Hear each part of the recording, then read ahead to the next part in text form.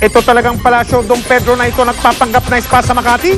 Ang mga alipores nag-aalok na naman ng extra service. Na booking na minsan ito tumaariban na naman. Sa bungad ng taong ito, inireklamo sa tanggapan namin ng Manoy kakaibang estilo ng masahe sa isang mapagpanggap na hotel sa Luzon na Makati.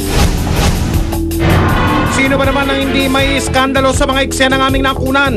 Heto't babalikan natin. Masiselang parte ng katawan ng gamit panghilot ng mga masahista. Santisima, kinaya nyo ba? Abasa ang kaharian nga ba ito? Walang ibang kundi sa Palasyo Don Pedro.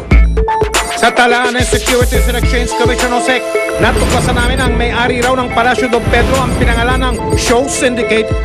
Syndicate nga ba? Kaya hindi raw matibag-tibag ang impluensya. Ang negosyong hotel and restaurant ang pakilala. Trono raw ng mga parokyanong kung ituring na mga babaeng masahista, daig pa ang mga hari sa malayong kaharian. Sa mga pribadong silid, binibihisan at pinapaganda ang mga masahista na tila prinsesa mula ulo hanggang paa. Sila naman daw ang mga ipapakilala sa mga customer na handang magbayad ng hanggang 1,200 piso. Sa showroom, bubukas ang kortina para sa mga bisita. Dito sila pipili hanggang lumuwa ang mga mata. Ang kaninang binihisang mga prinsesa, animoy nagiging alipina ng iba. Saka doon pagpasok ng babae, hindi ka natatanungin kung anong gagawin. Automatic na yun, pagpasok niya doon, maghuhubad na kagad sa harapan mo. Kasi sa extra service, 1,500, sa babae lang napupunta yun. Abay hindi nakataka-taka dahil mahalay ang napuna ng aming mga kamera. At ang mas nakababahala, may ilang menor de edad na kababaihan ang kanila umanong pambato. Karamihan po kasing guest doon po rin and nagkaramihan, yun ang gusto yung mga bata na makikita mo pa lang talaga sa itsura pa lang, sa katawan pa lang na menor de edad na po. Kaya't ang paghahari ng kamunduan kailangan ng wakasan.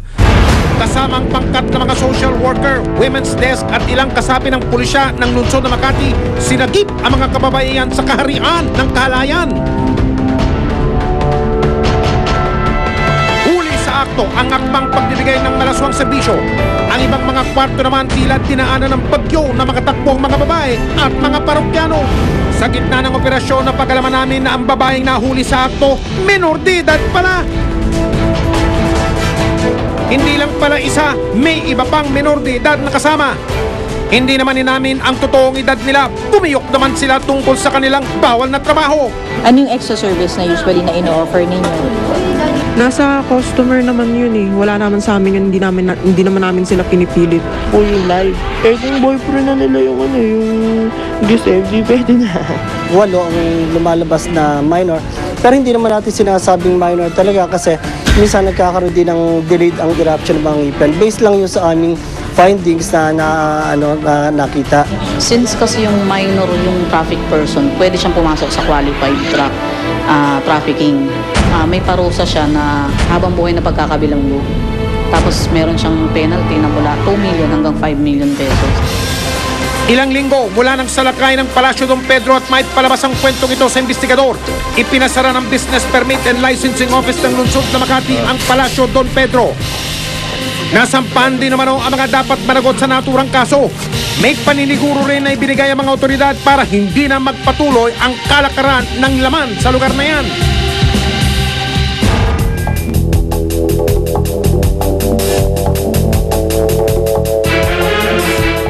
Pero 8 buwan ang nakalipas, akala yata ng mga taga-Palasyo Don Pedro pwede nang ituloy ang ligaya.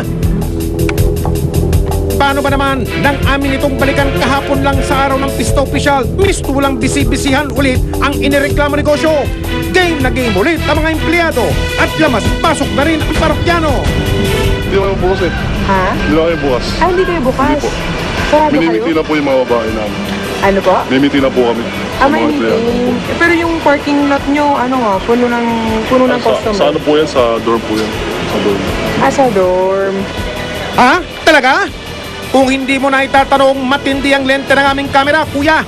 Yung Palasyo Don Pedro, hanggang ngayon, nag-ooperate pa rin sila.